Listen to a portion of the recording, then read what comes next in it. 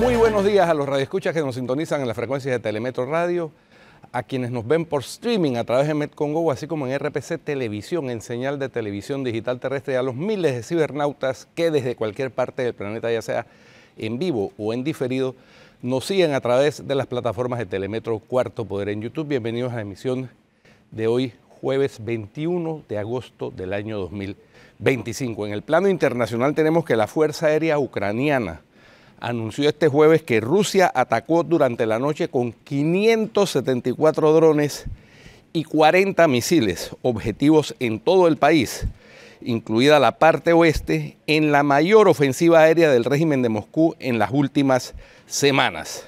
Esto en un momento en que los aliados occidentales debaten potenciales garantías de seguridad para Ucrania en el marco de unas futuras conversaciones de paz con Rusia. Las defensas ucranianas lograron neutralizar 546 de los drones, tanto kamikaze como drones réplica, utilizados para saturar las defensas antiaéreas, y 31 misiles, según el balance provisional ofrecido por Kiev. Entre los proyectiles derribados había un misil Kinjal, 18 misiles KH-101 y 12 misiles Kalibr. Las autoridades regionales de Leópolis, también en el oeste, ya habían informado de una víctima mortal y de 2 heridos, uno de ellos grave a causa de los ataques rusos de esta noche. Decenas de edificios residenciales fueron dañados, indicó en Telegram el jefe de la Administración Militar Regional de Leópolis, Maksim Kosytsky. El ministro de Exteriores ucraniano, Andriy Sybiga, denunció que en contra de todos los esfuerzos por poner fin a la guerra, Rusia atacó de manera masiva esta noche objetivos civiles y de energía. Uno de los misiles golpeó a un importante productor estadounidense de electrónica en nuestra región más occidental, provocando serios daños y bajas, afirmó, y aseguró que se trataba de instalaciones completamente civiles. Según el medio de Kiev Independent, la planta estadounidense atacada es la fábrica de la multinacional electrónica Flex en la ciudad de Mukachevo, cerca de la frontera con Hungría, Rumania y Eslovaquia, en la que trabajan unos 800 empleados en el turno de noche. El presidente de Ucrania, Volodymyr Zelensky, indicó que 15 personas resultaron heridas en ese ataque. La cosa se pone delicada en el conflicto entre Rusia y Ucrania, ya con ataques incluso a plantas estadounidenses. Por otra parte, 10 personas resultaron heridas y 90 fueron detenidas tras una batalla campal la noche de ayer miércoles entre hinchas del Independiente de Avellaneda y Universidad de Chile, durante el partido de vuelta de octavos de final de la Copa Sudamericana. Aficionados de ambos equipos protagonizaron imágenes brutales en las gradas del Estadio Libertadores de América en la provincia de Buenos Aires. El partido, que iba 1-1, fue suspendido temporalmente en el minuto 48 por el árbitro uruguayo Guillermo Tejera y luego cancelado por la Conmebol, que aseguró que el resultado final y las posibles sanciones contra los conjuntos serán determinados por su comisión disciplinaria. En la ida, los chilenos ganaron 1-0. La entidad detalló que la cancelación se ordenaba debido a la falta de garantías de seguridad por parte de Independiente y de las autoridades locales. El caos comenzó cuando los seguidores del equipo chileno arrojaron proyectiles como palos, botellas, butacas e incluso inodoros a las tribunas inferior y lateral donde había hinchas argentinos. Los fanáticos de la Universidad de Chile lanzaron además al menos una bomba de estruendo a un palco vecino, y los aficionados de Independiente en la grada lateral respondieron devolviendo proyectiles. La policía no actuó. En medio del caos, los argentinos escalaron a la tribuna alta, agredieron a los chilenos y despojaron de sus ropas a seguidores de la U de Chile. Imágenes en las redes sociales mostraban a otros golpeándose con palos o bastones. Incluso hay registros de un chileno saltando al vacío al verse acorralado por hinchas de Independiente. El presidente chileno Gabriel Boric cuestionó en la red social X desde la violencia en las barras hasta la evidente irresponsabilidad en la organización, e indicó que será la justicia la que determine a los responsables. También informó que había ordenado a su embajador que visitara a los aficionados chilenos en el hospital para garantizar su seguridad. Terrible esta situación en un encuentro deportivo. Por último, Estados Unidos ordenó el despliegue de un escuadrón anfibio hacia el sur del Caribe, según informó la agencia Reuters tras consultar a 2 fuentes conocedoras de la operación. La decisión forma parte de los esfuerzos del presidente Donald Trump para enfrentar amenazas provenientes de carteles de droga latinoamericanos, dijeron las fuentes bajo condición de anonimato. Las fuentes indicaron que los buques, USS San Antonio, USS Iwo Jima y USS Fort Lauderdale podrían situarse frente a las costas de Venezuela a partir del próximo domingo. En conjunto, las embarcaciones transportan a 4.500 efectivos, entre ellos 2.200 Marines.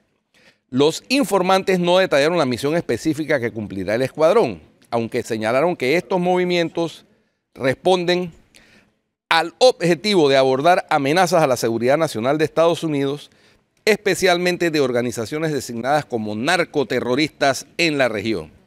Esta misma semana la Casa Blanca confirmó el envío de 3 navíos acompañados de submarinos nucleares y aviones de reconocimiento P-8 Poseidón, así como varios destructores y al menos un barco de guerra equipado con misiles frente a las costas venezolanas. Según la portavoz presidencial Caroline Leavitt, el presidente Trump está preparado para frenar el narcotráfico y llevar a los responsables ante la justicia.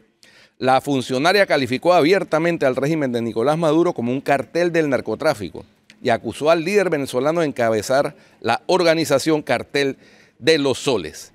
Las acciones militares estadounidenses generaron respuestas inmediatas en la región. El régimen de Cuba denunció que la presencia de fuerzas de Estados Unidos forma parte de una agenda corrupta atribuida al secretario de Estado Marco Rubio e instó a respetar la región como una zona de paz. La Cancillería cubana solicitó el cese de maniobras que puedan poner en peligro la estabilidad del Caribe. Por su parte, Caracas movilizó a millones de milicianos en el país en lo que denominó Plan de Paz ante posibles amenazas externas. El régimen de Maduro afirmó en un comunicado difundido el martes que las amenazas de Estados Unidos no solo afectan a Venezuela, sino que ponen en riesgo la paz y estabilidad de toda la región, incluyendo la zona de paz declarada por la CELAC, Comunidad de Estados Latinoamericanos y Caribeños, espacio que promueve la soberanía y la cooperación entre los pueblos latinoamericanos. Eso es lo más destacado en el plano internacional. Oye, y este asunto de Venezuela se está poniendo, vamos más adelante en el programa, vamos a hablar del tema, porque ya Transparencia Internacional llegó aquí, 70.000 millones ha lavado la dictadura de Chávez Maduro en los últimos 26 años. 70.000 millones que están por el mundo. Locura. En dólares, que todavía es un insulto mayor para la población venezolana que sufre esa inflación de la moneda. Por eso ellos no cuidan el bolívar, porque tienen toda su plata en dólares, pero vamos a hablar de ese tema más adelante, aquí en Cuarto Poder, porque ahora nos acompaña el diputado Eduardo Gaitán de la Comisión de Economía y Finanzas allá de la Asamblea. Él va a conversar con nosotros hoy aquí en el programa.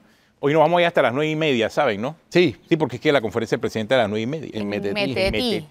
Vamos a esperar la conferencia del presidente. Tremendo temporal que cayó ayer de esa área hacia la ciudad, precisamente. Y está cayendo en este momento tremendo temporal, desde las 4 de la mañana. Para un ratito pero y vuelve a trabajar. Aguacero cerrado. Pero bueno, con todo el aguacero, aquí está con nosotros el diputado Eduardo Gaitán. Ayer, pues, él ya es presidente de la Comisión de Economía y Finanzas y ayer estaba dando a conocer algo inédito, que en la Comisión de Economía y Finanzas no hay economistas, y yo quedé con esa duda porque hay una gran planilla en la Asamblea, todos lo sabemos, pero que en la Comisión de Economía y Finanzas no hay economistas, agrava todavía la situación. Diputado, gracias por acompañarnos aquí en Cuarto Poder. Recibió, me imagino, que muchas llamadas después de ese Gracias a ustedes mensaje, por el ¿no? espacio. Buenos días a todo Panamá. Así es, ayer pudimos pues resaltar nuestra convocatoria que inició la semana pasada para reclutar economistas, personas preparadas en el área e idóneas, porque al final las leyes que ahí evaluamos necesitamos pues tener esos impactos a corto, a mediano, a largo plazo, pero siempre viniendo con un criterio técnico, no porque lo dice el presidente, no porque lo dice un diputado, sino que venga de verdad de un criterio basado en la formación de una persona que está, que tiene todas las herramientas como economista para darnos un verdadero balance de si las leyes que estamos promoviendo, exoneraciones, claro. Ayer hablé de exoneraciones, así es, hablé de incentivos fiscales, pero ¿qué garantía tenemos que de verdad esas exoneraciones o esos incentivos le dejan una balanza positiva al país? Entonces, esto lo puede hacer un economista. Sin embargo, a nuestra llegada a la comisión no había ningún perfil preparado en finanzas ni en economía. Sí, y realmente es lamentable porque, insisto, o sea, hay una planilla en la Asamblea muy alta. Pero más allá de eso, usted también habló sobre las propuestas puntuales ahí en la Comisión de Credenciales. Y una de esas tiene que ver con el tema de las exoneraciones. Un tema del cual hemos hablado mucho. Exoneraciones e incentivos fiscales, Flor. Usted está interesado en meterse en eso, ¿no?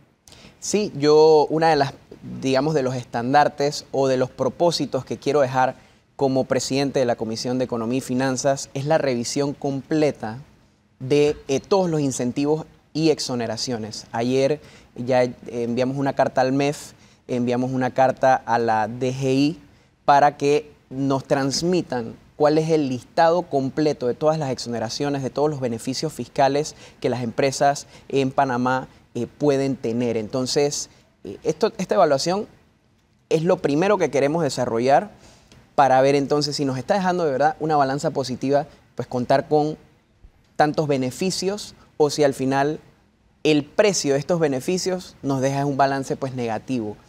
Al final lo que necesitamos es aumentar la recaudación fiscal, pudimos hablar de esto también ayer en el noticiero, y hacer ciertas comparaciones con otros países de la región, y Panamá definitivamente que está muy por debajo del estándar o del promedio regional.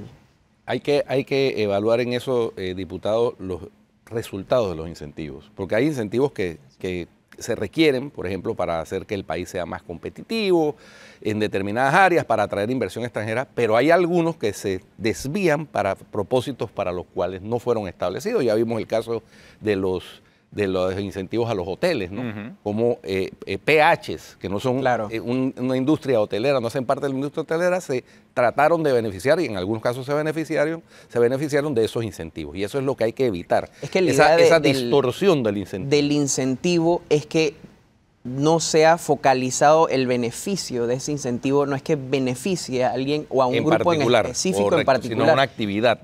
Exactamente, claro. y que al final el balance de haber hecho ese incentivo, esa política fiscal, sea positivo para el país, por supuesto. Que genere una actividad económica que a la vez compense el valor de los impuestos que el Estado sacrifica con la actividad económica y los impuestos que se genera con la actividad económica. Exactamente. Esa es la idea, hacer esa revisión me parece excelente. Pero ¿cómo la podemos hacer si no tenemos economistas dentro de la comisión? Entonces hay que comenzar por lo primero. Al final la calidad de leyes que se estaban promulgando. Y qué bueno, porque realmente está demostrando usted inteligencia en el tema, porque cualquier otro, y lo vemos mucho en la Asamblea, cualquier diputado en la Asamblea se tira de cabeza a hacer algo que desconoce. Para eso hay asesores. Claro. Pero lo que pasa es que como no tienen asesores calificados, sino tienen botellas, no lo hacen. Te pongo un ejemplo tan reciente como ayer. El diputado suplente Benicio Robinson, hijo, presentó un anteproyecto de ley para ponerle una tarifa de $10 a los pasajeros en tránsito. Sí, yo lo vi. Eso es absurdo. Absurdo. Eso riñe con ese es el buen ejemplo. Con el hub de las Américas, con el hub logístico, con todo, porque los otros países que compiten con Panamá no tienen esa tasa. El mejor ejemplo de no tener asesores. Exactamente. Ese es el mejor ejemplo de no tener asesores calificados. Espérate, yo no creo que es un tema de asesores. Yo creo que es un tema de intereses que no conocemos, pero no asesores. No, lo que pasa es que él quería ser populista. Sí. Ese es el problema. No, ¿a quién le estará haciendo el trabajo? No, es que realmente analízalo. ¿Para quién estará haciendo el trabajo? Sí, pero analízalo. Realmente hay muy poco beneficio puede tener. Lo trascendental de esto, ninguno. Y claro, lo que a mí me llama la atención, Atenógenes, es que yo vengo de una familia profesional, clase media, preparada, que uno de los principales, digamos, mensajes que me inculcó mi padre siendo médico es, antes de examinar a un paciente, antes de darle una medicina, tú tienes que procurar que ese tratamiento no le vaya a hacer más daño que la misma enfermedad. Y yo creo que este es el caso en particular de algunos anteproyectos de ley que son propuestos y no necesariamente han hecho ese equilibrio, ¿no? De si este anteproyecto de ley realmente va a dañar más de lo que se está buscando como beneficio. Entonces, principalmente, el mensaje que nosotros queremos traer con el tema de la comisión es que estamos armando un equipo profesional que pueda evaluar las consecuencias de cada uno de estos anteproyectos de ley y también evaluar ya los que existen, ya los incentivos que existen, ya las exoneraciones que existen y, ¿por qué no?, como segundo punto, evaluar la posible transformación de la DGI.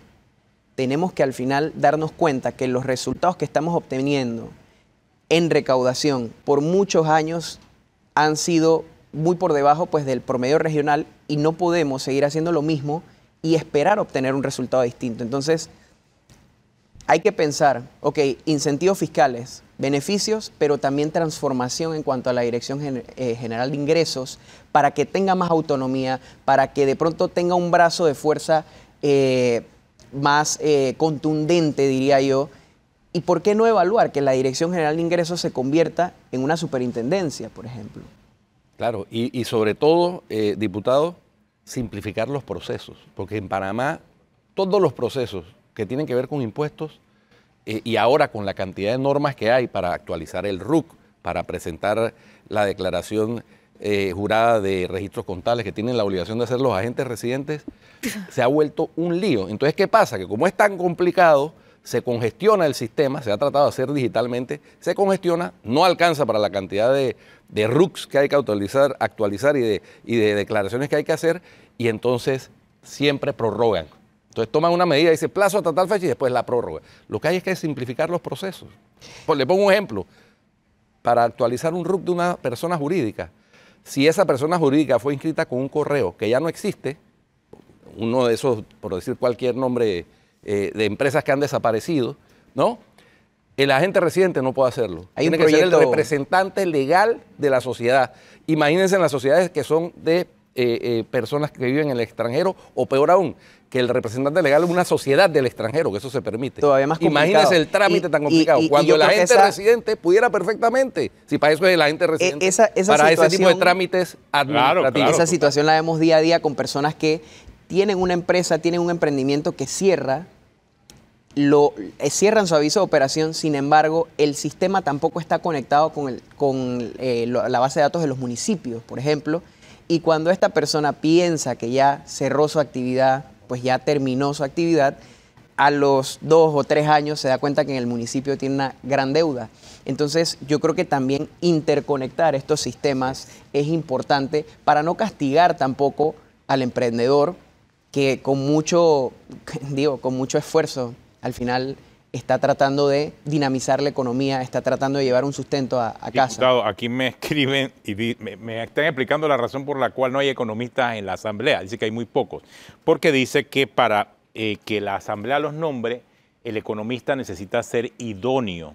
Y hay un trámite que tienen que cumplir con el Colegio Nacional de Economistas. Mira que no conocía eso. Todo es tramitología. Sí, no conocía eso. Hay que simplificar eso. Y en el caso de la economía, dice que por esa razón es un poco difícil porque la Asamblea exige que haya idoneidad de por medio para poder trabajar como economista en la Asamblea. Así que no sé si será la razón. Yo creo que será la razón. Le agradezco el comentario. Hubiéramos sabido de algún caso. Le agradezco el Ay, comentario. no me nombran a pesar de que... No ha habido. No ha habido. Bueno, recibimos más de 50 hojas de vida con idoneidad. Entonces, existe la cantidad de economistas con idoneidad preparados para asumir un puesto como este. Pero bueno, está bien el comentario. Sí, el comentario aquí me lo deja una persona que es economista y muy prestigiosa, ¿cierto? Tiene el diputado unas tareas pendientes por delante bien monumental, ambiciosas, pero realizables con voluntad, porque aquí el problema es siempre la falta de voluntad política. Y si usted tiene la voluntad, diputado, créame que va a recibir el apoyo con un equipo de trabajo profesional como de la sociedad, que es lo importante. Así es. Y el compromiso de transparencia que también nos había hablado, porque para nadie es un secreto que las actas en la Asamblea son ocultas, no son privadas o se publican cuando ellos quieren. Pero la coalición Vamos tiene el compromiso de que en todas las comisiones que presidan van a publicar todas las actas, todo lo que se discuta, y lo mejor es que va a ser a tiempo, ¿verdad? Eso es lo que me dijeron, ¿no? El orden del día también es importante para que la ciudadanía pues tenga una idea antes de la comisión qué cosas se van a estar discutiendo, qué cosas se van a votar, qué cosas se van a prohijar. Por ejemplo, ayer estuvimos prohijando 8 anteproyectos de ley. Creo que el comentario global que he podido ver en redes sociales es, wow, nunca habíamos visto tantas comisiones sesionando al mismo tiempo y trabajando al mismo tiempo. Entonces yo creo que este es un mensaje positivo de estas nuevas presidencias que hemos asumido, tanto Vamos, tanto Moca, estando claros del trabajo que tenemos que hacer y la urgencia con la que ya pues empezamos un mes y medio casi de retraso. Entonces sí es importante que las comisiones puedan ir trabajando a buen ritmo. Bueno, muchas gracias, diputado, por acompañarnos. El diputado Eduardo Gaitán, presidente de la Comisión de Economía y Finanzas de la Asamblea, aquí con nosotros en Cuarto Poder. Una pausa, regresamos en breve.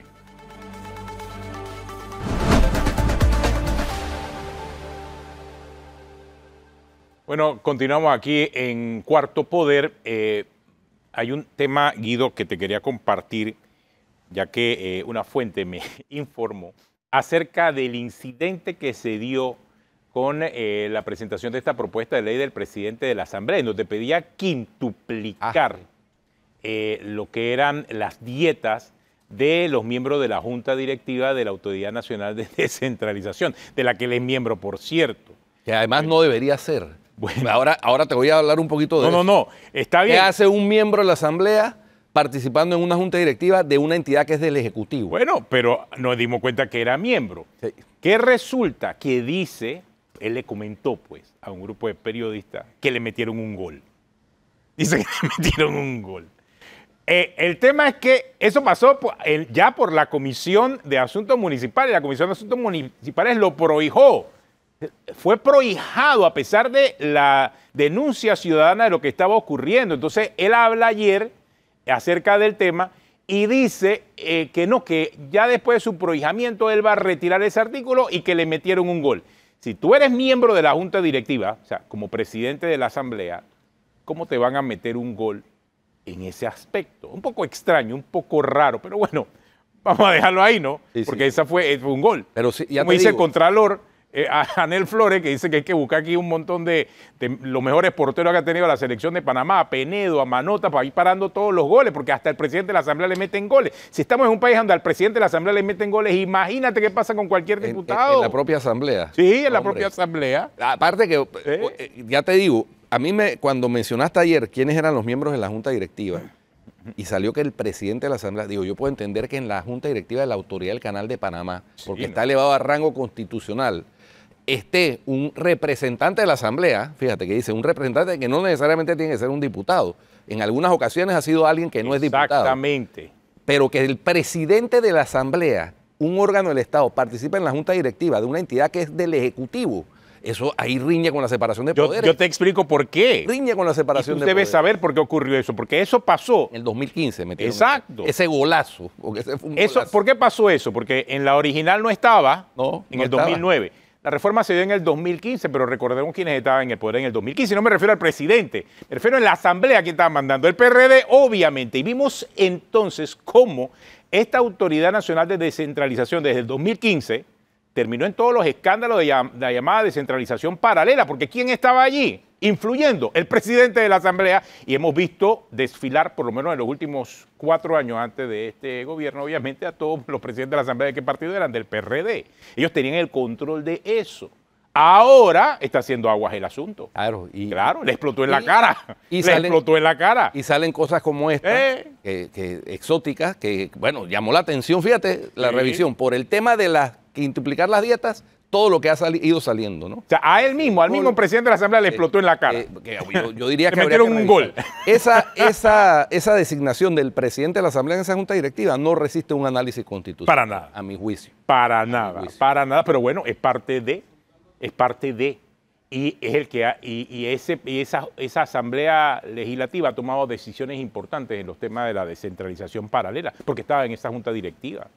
Entonces no digan ahora los diputados que no estaban allí. Ellos estaban allí y fueron parte de la decisión. Como ayer yo vi en la Comisión de de presupuesto, cuando estaba el ministro Chapman hablando del presupuesto del Estado, par de diputados hablando de nuevo el que hay para mí. Sí, pero es el que hay para mí mal orientado, porque ellos dicen, sí, lo que pasa es que nunca se piensa en nuestras comunidades. ¿Cómo que no se piensa en las comunidades? Lo que pasa es que los diputados que hablan acerca de eso son los que quieren solamente que se le dé plata a las comunidades sin proyecto. Entonces esto ha cambiado. Esta historia, y es lo que pasaba con la descentralización, y vienen entonces todos los técnicos de que no, lo que pasa es que para poder pedir plata en la descentralización necesitabas presentar un proyecto y necesitabas consulta ciudadana. Ya hemos visto la cantidad de denuncias que se están presentando en donde no había ninguna consulta ciudadana, en donde solamente se estaba enviando el dinero a las juntas comunales, que fue parte de la discusión que ayer Flor trajo a la mesa. Es cierto, quizás algunos no están siendo investigados, pero de que se le mandó plata, se le mandó plata. Quizás algunos no están siendo investigados, pero de que hicieron y deshicieron con ese dinero sin necesariamente cumplir con los procedimientos de la descentralización también es verdad. ¿Y por qué? Porque en la Junta Directiva está el presidente de la Asamblea Nacional. Obvio. Ellos son juez y parte. De nuevo, volvemos al mismo tema. No estaba bravo. Volvemos al mismo tema. Puntualizando. Ay, puntualizando. Volvemos al bravo. Yo nunca me pongo bravo. Apréndanse eso. Sí, te pones rojo. No, bueno, tampoco. Volvemos acá. Vamos a hablar con el director nacional de Áreas Protegidas y Biodiversidad de Medio Ambiente, el ingeniero Tomás Fernández, que nos acompaña esta mañana, porque ustedes se dieron cuenta de lo que ocurrió en la India dormida, ¿no? Que había precaristas. En un parque nacional había precaristas. ¿Quién permitió que eso ocurriera? Estaban marcando ya y todos los lotes. ¿Quién permitió? Y hay una autoridad local ahí, por cierto. Hay una autoridad local, hay alcalde y representante. Pero ¿qué pasa con los alcaldes y los representantes? Dicen, eso no es conmigo, eso es con mi ambiente. Y en muchos casos, no estoy diciendo que ese sea el caso de mi India dormida, la propia autoridad local, el alcalde y el representante, manda a que se invadan terrenos. Eso ocurre, pero ¿qué pasa? Hay un tope cuando... la vieja y popular y perversa práctica, ¿no? Lo Macobá es el ejemplo patético. Son los mismos políticos los que organizan y los que ponen los abogados y le dicen a la gente no se preocupe porque ese terreno va a ser suyo, quédese allí. Pero bueno, ya mi ambiente parece que en caso de las áreas protegidas está tomando nota, ¿no? Así es. Ingeniero, buenos días, gracias por estar en Cuarto Poder. Buenos días, gracias a Tenógenes por esta oportunidad en Cuarto Poder. Definitivamente el Ministerio de Ambiente en esta administración que estamos en el campo, con la formación de estos casi 300 nuevos guardaparques, estamos mostrando presencia en las áreas protegidas. Esa desatención que había, que se dio en los años anteriores en estas áreas es lo que lleva como acción lo que ocurrió en la India dormida.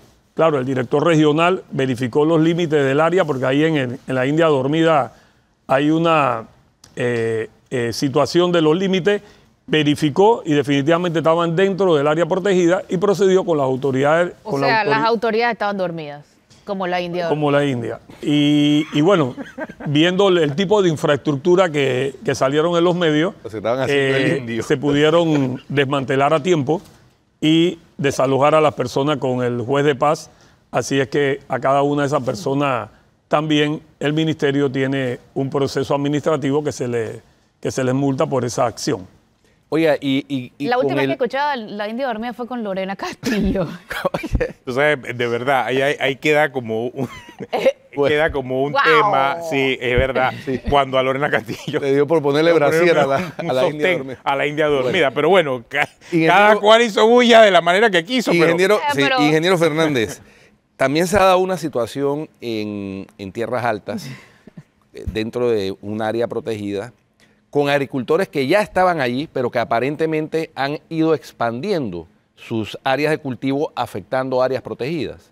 ¿Cómo es esa situación? Explíquenos un poquito, porque ha habido mucha desinformación en torno al tema. Sí, la Asociación de Productores de Tierras Altas se reunió con el ministro en campo y el ministro le manifestó que nosotros no estábamos en contra de la producción, pero siempre y cuando que fuera sostenible y que se respetaran las normas.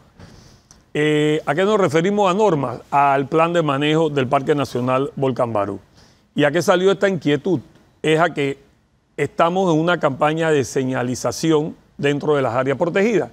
Entonces comenzamos a colocar letreros que dicen bienvenido al Parque Nacional Volcán Barú, letreros que dicen en el parque no se puede talar, no se puede cazar, no se pueden hacer labores agrícolas y por supuesto se inquietaron por las actividades que están llevando a cabo y nos invitaron a una reunión, participamos y definitivamente los mismos productores manifestaron el desorden, porque la palabra desorden salió de ellos mismos, que hay en el área. Desorden en la parte de seguridad, en la parte de la misma frontera agrícola, en la parte de la especulación de tierras, porque hay personas que manifestaron yo estoy alquilando. ¿Alquilándola a quién? Entonces, ¿quiénes son los que tienen título? Sabemos que solamente hay entre 2 a 3 personas que tienen título de propiedad. Y entonces, esos son los temas que vamos a abordar en las mesas de trabajo que acordamos con ellos que vamos a realizar a partir del mes de septiembre. Pero le dieron título por un terreno colindante con el área protegida, yo asumo. ¿No bueno, dentro del área protegida o sí? Nosotros tenemos situaciones, por decir algo, hay parques que cuando fueron creados, ya habían propietarios dentro del parque. Y la creación del área protegida se da por el valor de biodiversidad, de su flora y fauna, de la naturaleza que tiene esa área. No importa que tenga título o no tenga. El que tiene título se le orienta de que se va a hacer un plan de manejo y se le hace partícipe del plan de manejo para que sepa cuáles son las reglas con respecto a la conservación de esa área. Entonces, no es anormal encontrar dentro de las áreas protegidas personas que tienen título antes de la creación del parque. Así es que, o sea, mantienes el título, estás dentro de un área protegida, significa también que tienes que, independientemente de que tengas el título y la propiedad, o sea, no puedes, por ejemplo, venderlo, traspasarlo, sí se puede hacer el traspaso, pero no se puede construir, me imagino. Si lo vendes, la primera opción de compra la tiene el Estado. Ajá, okay. Entonces, ellos tienen que solicitarle al ministerio una no objeción a la venta del terreno. Ok. ¿No? Tampoco se puede construir. Siempre y cuando depende. Tú puedes hacer un proyecto en área protegida, lo tienes que someter un hotel en área ministerio. Protegida. O sea, si el terreno estaba. Depende del plan. El terreno. El plan de manejo lo que te da es las reglas, las normas que rigen el parque.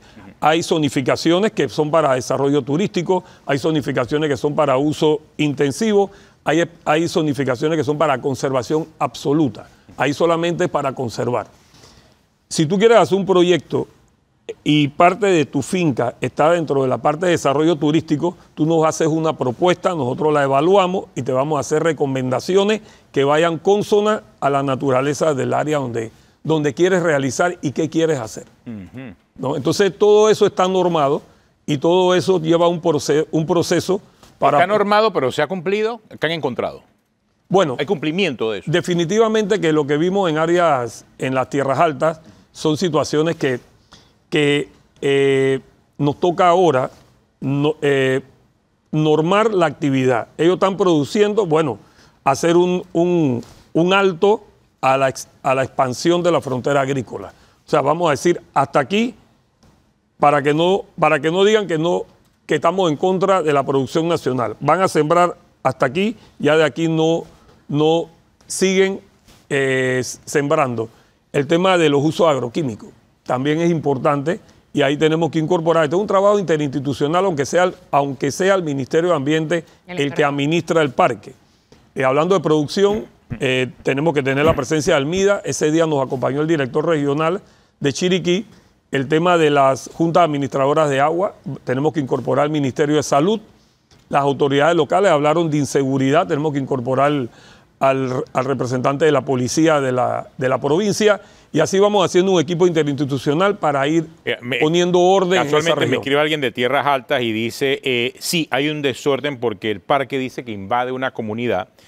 Dice esta persona que él nació allí y los 3 espacios públicos están en el área protegida, junta comunal, cancha, etcétera, pero la aspiración en este momento es que la población tenga el manejo y lo demás pues ya sea otra cosa, ¿no? Sí, es que todas las personas que están dentro de un parque lo que solicitan es que se desafecte el parque y esas áreas dejen de ser parque. Eso va en contra de lo que nosotros le llamamos regresión ambiental. O sea, es echar para atrás. O sea, cuando esas áreas se crearon como área protegida, hay una justificación técnica y existe un valor de biodiversidad que debemos seguir conservando. El día de la reunión, yo le manifesté a ellos, después que se terminó la reunión, que ninguno de los productores manifestó la importancia, el valor de biodiversidad que tiene el Parque Nacional Volcán Barú para todos los panameños. Nadie habló de turismo, que es un potencial que tiene el área protegida. Solo el tema de producción. En ningún momento el ministerio los ha llamado invasores. Ellos explicaron por qué ellos llegaron ahí y nosotros lo único que hemos manifestado es, están dentro del parque, este es el resultado de desatención de autoridades. Definitivamente unos manifestaban que habían sido trasladados en una inundación que fue en el 70 y que las autoridades del momento ubicó un grupo de productores en el área de Llano de Paso Ancho por esas inundaciones. Pero si vamos a ver las otras personas que llegaron después y a qué se dedican, entonces esa es la parte que tenemos que empezar a normar. Otra persona que dice que le estaban vendiendo 4 hectáreas, pero era un derecho posesorio de la persona. Es que esa es la parte que ellos mismos manifiestan. Cuando una persona en una reunión dice, es que yo estoy alquilando, pero ¿le estás alquilando a quién? Que yo es que yo compré. ¿A quién le compraste? Si aquí se va a dar alguna compra y aquí se va a hacer un alquiler, tiene que ser a través del Ministerio de Ambiente. Y el Ministerio de Ambiente no le está cobrando a ninguno de los productores que están ahí realizando actividades. Entonces, esas son las cosas que tenemos que empezar a poner sobre la mesa para conocer, ok, usted dice que usted alquila, ¿a quién le alquila? Para ver quién es el que está alquilando y ver si en verdad tiene derecho a alquilar, y que tenga derecho a alquilar no es para realizar las actividades que la persona, porque la ha realizado por tantos años, crea que es legal hacerlo. Pregunta un televidente, ¿cuántas hectáreas han sido afectadas por la actividad agrícola?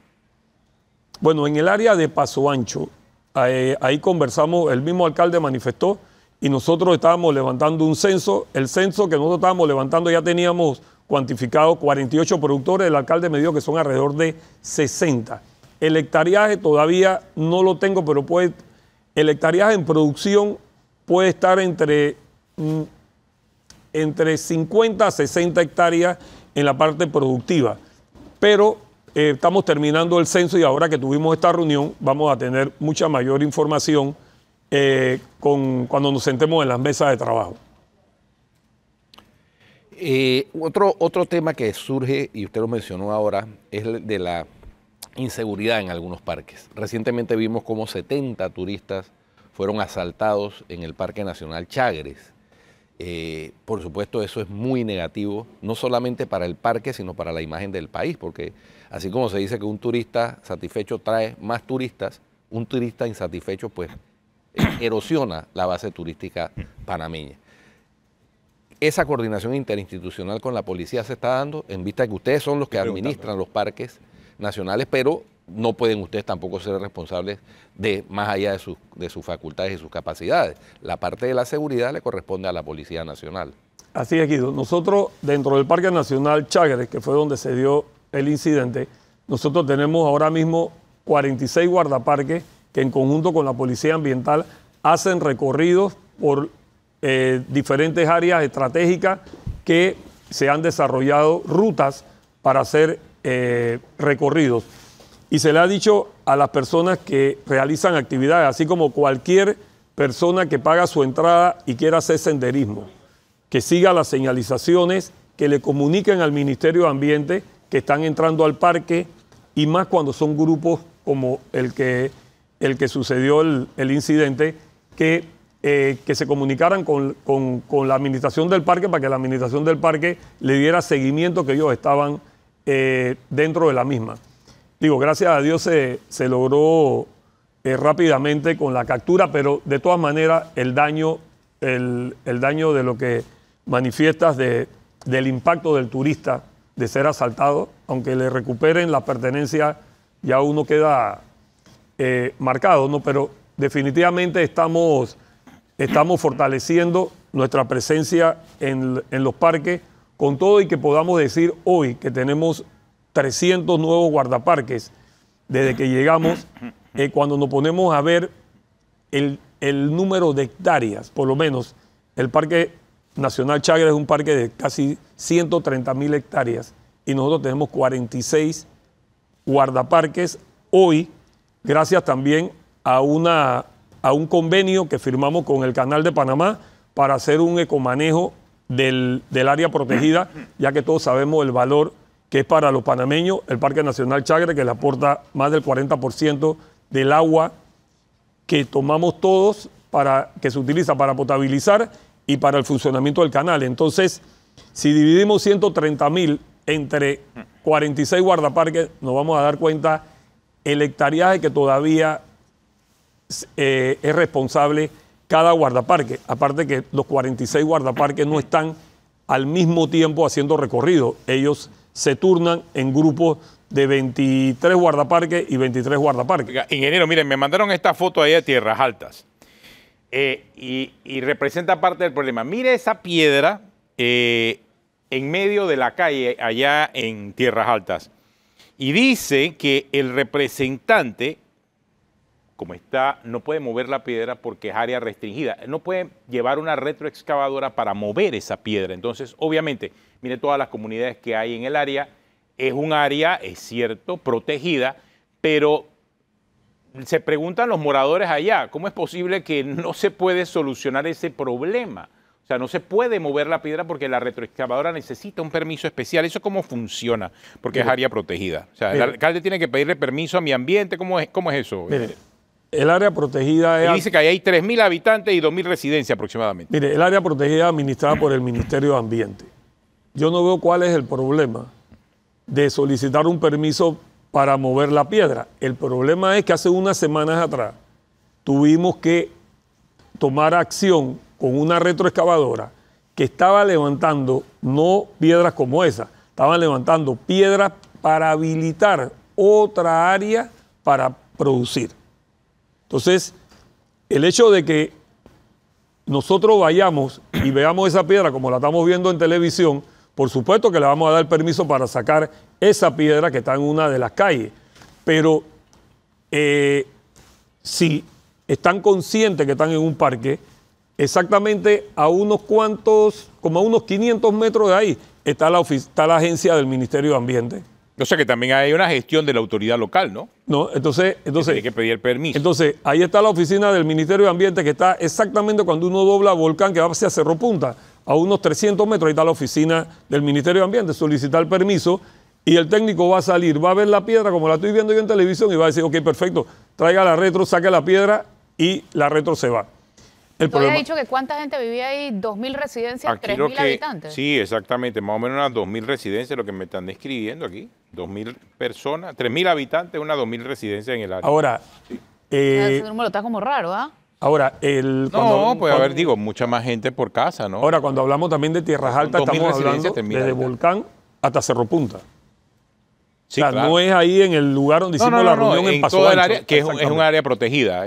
A eso se refiere la persona que me escribió, mandó la foto, que ejemplifica también parte de esa confusión que puede existir por el problema. Y hay partes, me imagino, ingeniero Fernández, de productores que no viven en el área, que simplemente tienen su parcela de producción en el área. Definitivamente, eso debe ser la enorme mayoría, ¿no? Eso lo manifestaron el día de la reunión. Un señor se paró como quien yo diga que vivo en Tocumen, pero estoy sembrando en Panamá Oeste.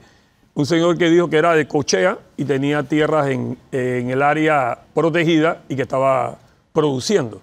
Entonces, la gente sabe que está en el parque, la gente sabe que no son los propietarios de la tierra, pero te manifiestan el derecho y la legalidad de tanto tiempo estar haciendo la actividad sin un control. Entonces, ahora que lo que queremos es que estamos señalizando el área para que esto no crezca, estamos tratando de normar, como lo dice la ley, y que las cosas se hagan sosteniblemente y que puedan ser, y que podamos mañana decir, bueno, se sigue produciendo y tenemos una buena relación con los moradores, pero también hacer un alto de esa frontera agrícola que quede hasta ahí, Muchas gracias por acompañarnos, ingeniero. Aquí en Cuarto Poder muchas preguntas todavía han quedado sobre la mesa, más aún por el tema de... No sabía que generaba todo ese tipo esas pasiones. Esas pasiones allá en Tierras Altas. Bueno. Hay sobre todo en el área del Parque Nacional Volcán Barú, ¿no? Sobre todo, es donde nos están escribiendo principalmente, pero...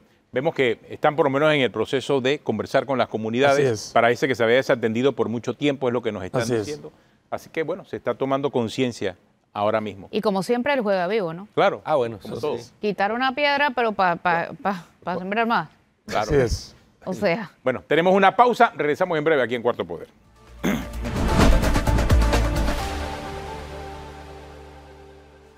Bueno, continuamos aquí en Cuarto Poder y Guido, habíamos adelantado más temprano acerca de la denuncia que ha hecho Transparencia Internacional de Venezuela aquí en Panamá sobre la gran cantidad de dinero producto de esa corrupción en la cúpula venezolana que ha inundado más de 70 países. Y obviamente Panamá pues está en ese grupo. Y ellos están haciendo el señalamiento, no solamente a Panamá, sino a una gran cantidad de países. Están buscando una colaboración con las autoridades para identificar nombres, empresas, prestanombres que pudiesen estar involucrados. Son 70.000 millones de dólares, Guido y Flor. Estamos perdiendo, no podemos perder la proporción del dinero. 70.000 millones que han amasado en 26 años. Muchos de los que están en el poder en este momento en Venezuela. Y aquí hablamos de toda una red. O sea, pude entender que algunas de las personas, imagínense, tienen bajo su custodia, y me refiero a esas personas que son prestanombres y que están haciendo uso de ese dinero mal habido de venezolanos. Algunas personas tienen bajo su custodia más de 1.000 millones de dólares. 1.000 millones de dólares. Y hablamos de personas naturales, y algunas son jurídicas en muchos de estos países, que tienen ese dinero a nombre de estos señores en Venezuela. Prestanombres. Son prestanombres acá y testaferros, pero ellos le cuidan la plata a los gamonales que están allá en Venezuela. ¿Cuál es la diferencia entre prestanombres que ya Estados Unidos ya los llamó por lo que son, o sea, una pandilla de delincuentes. Sí, pero ¿cuál es la diferencia entre... Un gamonal y...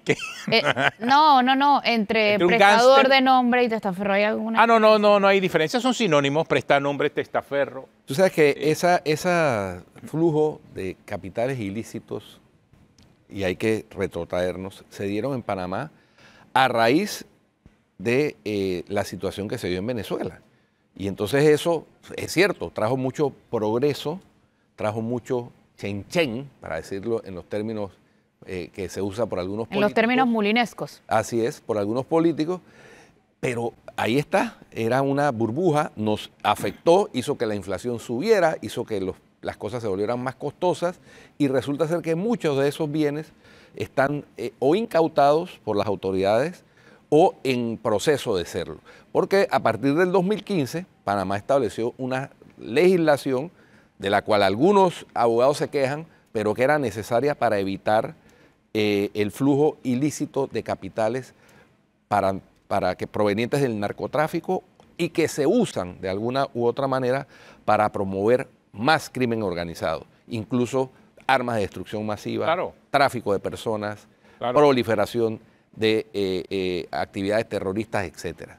Entonces, por eso es que ahora que hay una superintendencia de sujetos no financieros, hay que reportar las actividades, ya no puede llegar un magistrado de la Corte Suprema de Justicia y pagar un apartamento de $1,5 millones de dólares, cash, sin preguntar qué día es hoy.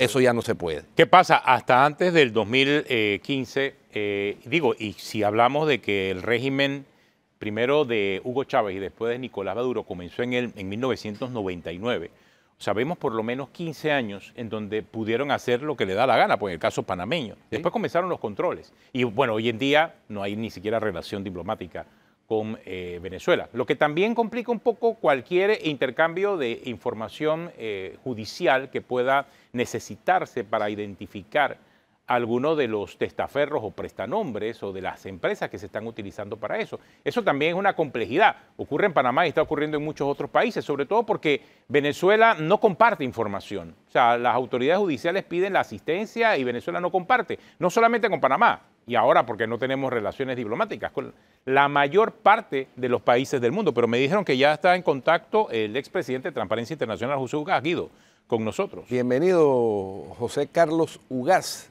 Guido, ¿cómo estás? Buenos días. Un referente en la lucha por la transparencia y contra la corrupción. Fue el fiscal especial que terminó investigando a Vladimiro Montesinos y a Fujimori en Perú. Todos sabemos el resultado de esas investigaciones, el resultado exitoso. Autor del libro Caiga quien caiga, y quien está aquí en Panamá acompañado por Mercedes de Freitas, presidenta de Transparencia Internacional de Venezuela, entre otras cosas haciendo este tipo de anuncios y de denuncias. Bienvenido, José Carlos. Buenos días, Guido, ¿cómo estás? Qué gusto escucharte. Gracias.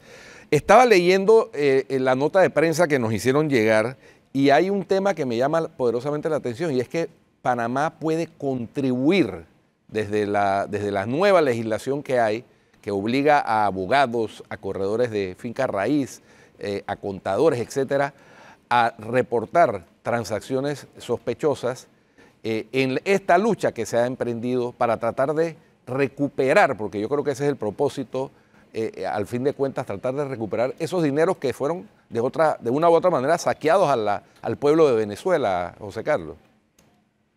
Sí, es correcto. Debemos partir de un hecho que es innegable, está comprobado fácticamente por organismos internacionales neutrales. Naciones Unidas hace ya un tiempo creó una comisión que se llama Comisión de Investigación de Hechos, una comisión internacional con un secretariado técnico que incluso fue prohibida de ingresar a Venezuela, pero ha trabajado con la diáspora y con la información que está fuera del país. Y una de las grandes conclusiones de esta misión, reiterada en sus 3 informes, es que en Venezuela no existe posibilidad de alcanzar justicia. El sistema de administración de justicia no existe.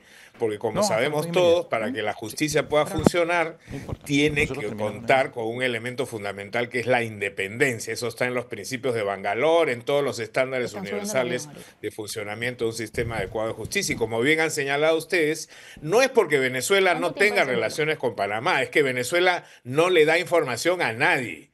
Probablemente incluso si se la pidiera a Nicaragua tampoco se la daría.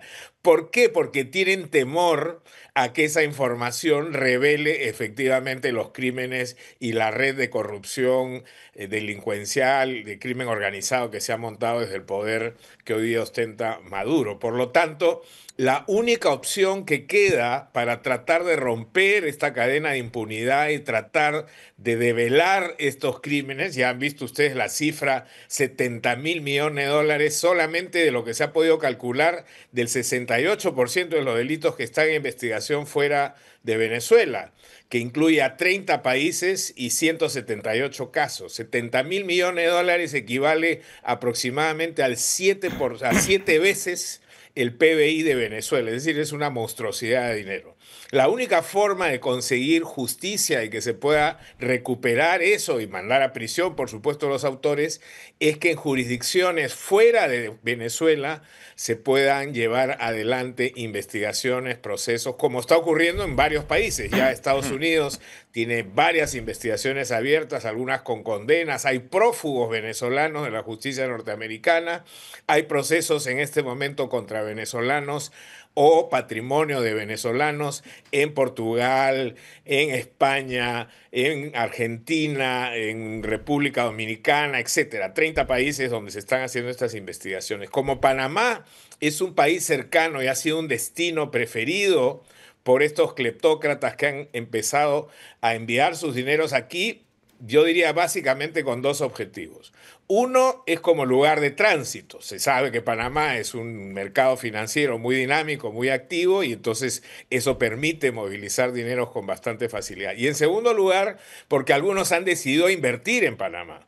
Entonces, lo que nosotros estamos planteando es que el sistema de justicia panameño, la infraestructura de lucha contra la corrupción y el lavado de activos, en este caso ponga un particular énfasis en Venezuela, porque como hemos señalado, dada la magnitud de esta movilización de recursos de lavado, no solamente se afecta al pueblo venezolano, más de 7 millones de venezolanos que han tenido que emigrar, la gran mayoría en condiciones miserables a países como el mío, el Perú, aquí en Venezuela, perdón, en Panamá, en Chile, en Europa, etcétera, sino porque este flujo de dineros ilegales también impacta en la realidad panameña, incrementa los precios, por ejemplo, del mercado inmobiliario y genera una distorsión en el mercado financiero que creo que Panamá debería cuidar también de que no esté ocurriendo en su propio territorio, ¿no? Claro, porque como decíamos al principio, ese tipo de flujo de capitales ilícitos, de origen ilícito, contamina el sector financiero, contamina el sector inmobiliario, crea una burbuja especulativa, hace subir los precios, genera inflación. Entonces, detrás de esa aparente prosperidad, lo que hay es un grave problema, ¿no? Que termina afectando a toda la población de varios países. En el caso de Panamá, pues a la población panameña. Lo hemos visto. Aquí vimos cómo el precio por metro cuadrado se disparó de una manera descomunal, pasando de 1.500 a casi $4.000 por metro cuadrado en determinadas áreas de la ciudad, e empujando los precios de la construcción en todo el sector inmobiliario hacia arriba. Entonces, es importante que las autoridades panameñas jueguen su rol. José Carlos, ¿cuántas de esas investigaciones, de esas 178 investigaciones, se están surtiendo actualmente en la justicia panameña? Mira, ahí hay un margen importante de información reservada que nosotros no tenemos acceso y si lo tuviéramos tampoco lo podríamos ventilar, pero lo que sí te puedo decir es que vemos con mucha expectativa entre las entrevistas que hemos tenido con distintas autoridades panameñas. Panamá tiene una infraestructura eficiente, independiente y yo creo que dinámica para poder enfrentar cualquier fenómeno de lavado de activos o de corrupción de esta magnitud. Ustedes tienen la UAF, que es la Unidad de Análisis Financiero, tienen una procuraduría renovada recientemente con un procurador que por lo que hemos percibido y constatado goza de mucha legitimidad. Hay un sistema judicial y un, sistema policial que ha venido respondiendo a los retos que la corrupción impone en la propia situación panameña, y lo ideal es que toda esta infraestructura de lucha contra la corrupción y el lavado de activos también pueda activarse para evitar que Panamá sufra el impacto de este chorreo de dinero ilegal en su territorio, porque al final de los tiempos, Guido, y este es un tema que es ya un dogma internacional, quienes pagan la factura de la corrupción son los más vulnerables, los más pobres. Uno a veces piensa, bueno, subió el precio por metro cuadrado de los departamentos de lujo, sí, pero eso tiene un impacto directo en el mercado, en el precio de los alimentos, en la oferta laboral, en el sueldo mínimo, y esto finalmente tiene que ver con los sectores más vulnerables de la sociedad. Sí, por eso es que hay quienes hemos tratado de promover que los delitos de corrupción no prescriban, que se les dé el mismo tratamiento de los delitos de lesa humanidad, que sean imprescriptibles, porque el costo de la corrupción es altísimo, pero los efectos de la corrupción son devastadores, así es. Es correcto, es correcto. De hecho, hemos tenido una entrevista con la jefa del ANTAI, que es esta institución panameña que promueve la transparencia y el acceso a la información. Sabemos que hay una secretaría, según se nos ha informado, de una mesa en la que están reunidas varias instituciones claves precisamente para reflexionar, analizar y proponer políticas y acciones contra la corrupción. Y hemos recibido con aliento una actitud muy positiva en el sentido de que efectivamente hay conciencia del perjuicio que esta distorsión de la corrupción venezolana genera en Panamá y que esperemos que active estos resortes de la justicia para que no haya más impunidad en esta materia, por lo menos en este país, ¿no? Sí, casualmente también tenemos, José Carlos, a Mercedes de Freitas, presidenta de Transparencia Internacional, quien acompañó esta visita de Transparencia Internacional Venezuela en el exilio hay que decirlo. Mercedes ejerce su función como presidente de Transparencia Internacional desde fuera de Venezuela. A José Carlos Ugadas esta visita a Panamá para yo diría, Mercedes, lanzar un reto a las autoridades y a la población panameña de cómo se puede contribuir a evitar primero que se contamine nuestro país, nuestro sector financiero, nuestro sector inmobiliario, nuestro sector de servicios legales, y cómo se puede contribuir a tratar de que se pueda adelantar estas investigaciones que se llevan a cabo en varios países. Bienvenida, Mercedes.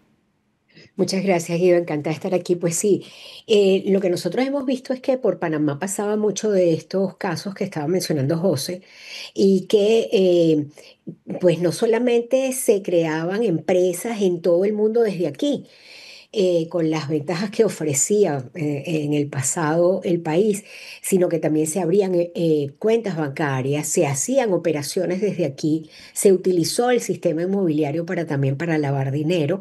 De hecho, hay sentencias firmes en Estados Unidos y en España, en donde se ha confiscado una lista de bienes.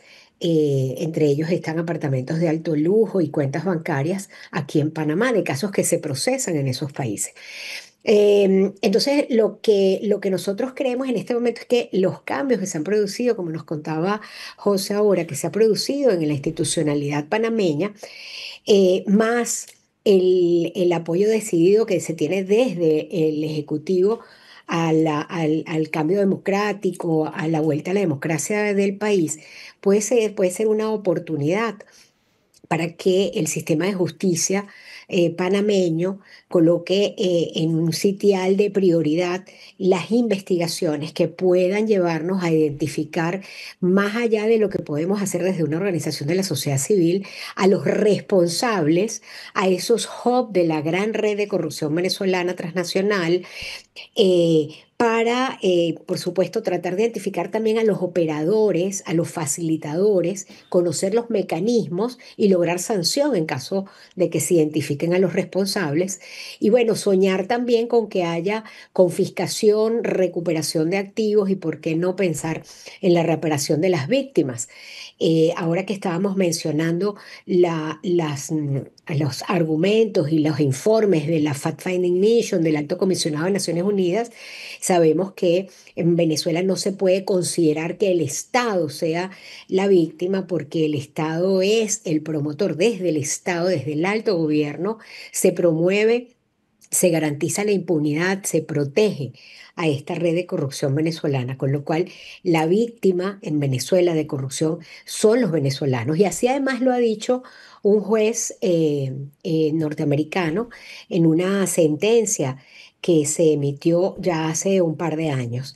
Esa es una novedad, pero que es una novedad que tenemos que empezar a promover, y no solamente para el caso venezolano, para muchos países en donde la corrupción está haciendo un daño transversal en toda la población y en todos los sectores de la vida. Con lo cual, entonces, en resumen, esperamos que pues, el Estado panameño y sobre todo el sistema de justicia tome como prioridad estos casos que tienen un impacto en Venezuela, pero también en Panamá, y convertirían a Panamá en el impulsor de la justicia para Venezuela. Ahora, sí sería bueno, Mercedes, gracias por acompañarnos aquí en Cuarto Poder, ya estuvimos en el noticiero más temprano. Sí sería bueno poner en perspectiva la manera en que se lava ese dinero, la manera en que la corrupción en Venezuela y la manera en que la administración pública de Venezuela ha dado mal uso a fondos que estaban supuestamente, iban a ser utilizados en obras públicas, muchas de ellas, inversiones que debieron hacerse y que no se hicieron, actividades y asesorías que también supuestamente debieron darse y no se dieron, porque creo que son esas muchas de las actividades un poco grises las que están fondeando muchas de esas cuentas en el extranjero de estos corruptos venezolanos. Sí, y muchos de ellos pasan desapercibidos porque se presentan como empresarios venezolanos, cuando la verdad es que son testaferros de un pequeño grupo en el poder en Venezuela. Mira, la mayoría de los casos que nosotros hemos identificado han sido contrataciones de obras y servicios del sector petrolero, porque bueno, PDVSA era el generador del 99% de los recursos del país. Además, recordarán que tuvimos una época de bonanza extraordinaria y también el control de cambio, la posibilidad de que si tenías acceso, tenías el privilegio de tener acceso a los dólares preferenciales, las diferencias eran 1000%. Y eso hacía las pocas empresas y los pocos responsables que tenían el beneficio de los dólares preferenciales solamente eran personas que estaban, o la mayoría, tenían posibilidades de tener acceso directo al alto gobierno, porque era el que los asignaba. Tú querías comprar algo en el extranjero y no tenías bolívares, pero no tenías dólares. Entonces no había ningún sitio donde pudieras ir a cambiar para pagar esa mercancía. Solamente con una licencia que daba el Estado. Ese sector, ese mecanismo se utilizó para todos los grandes casos de corrupción.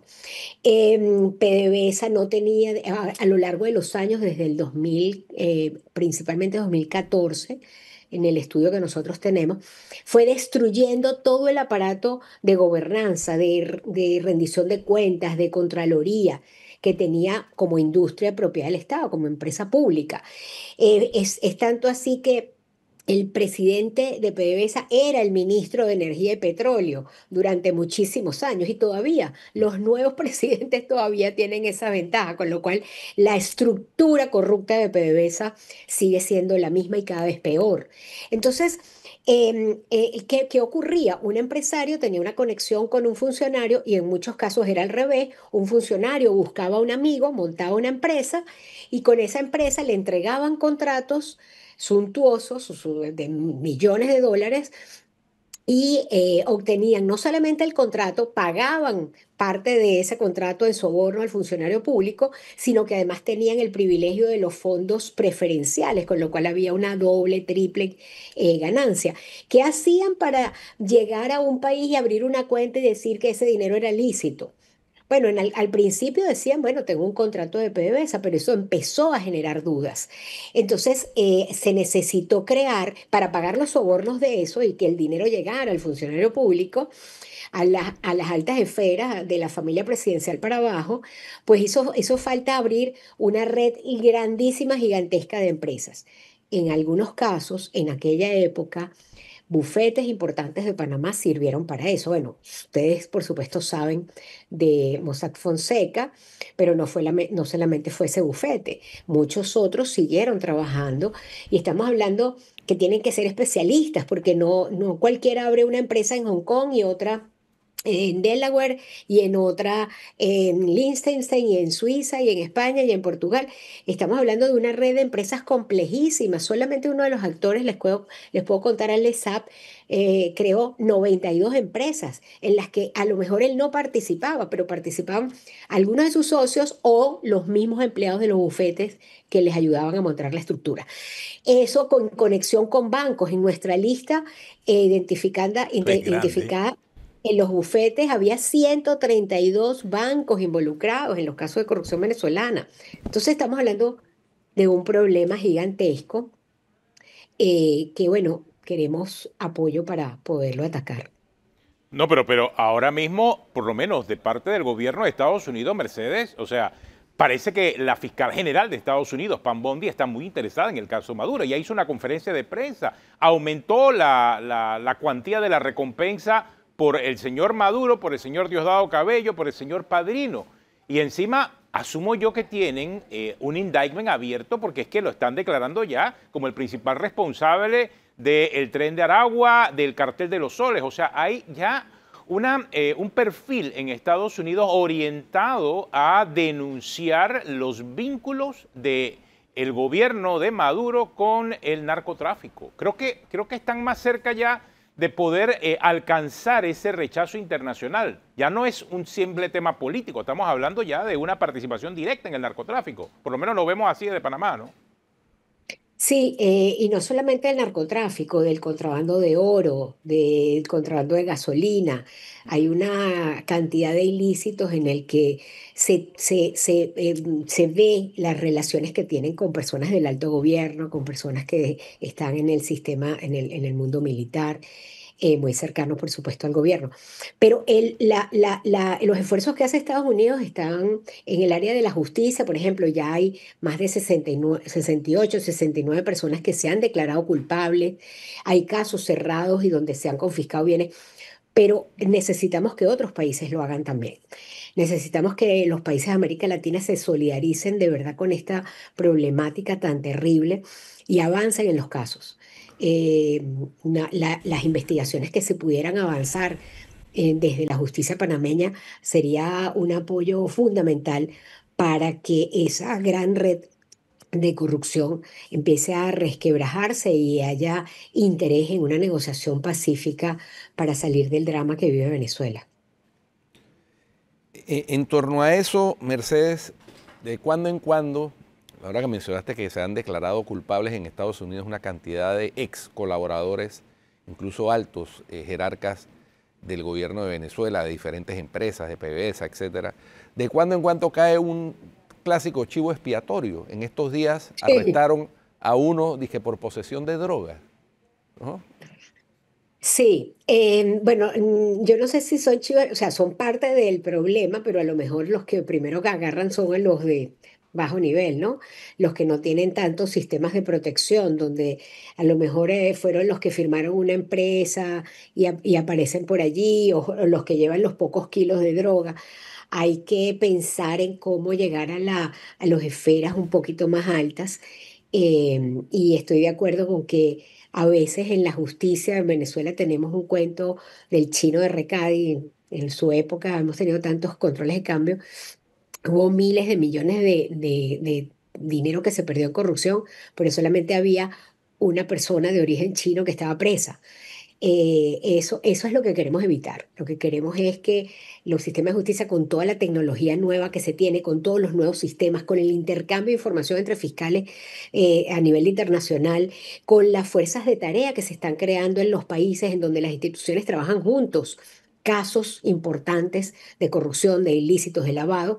Eso es una gran oportunidad para ver estos casos de Venezuela, que todos son transnacionales, todos son grandes y todos involucran a personas con poder.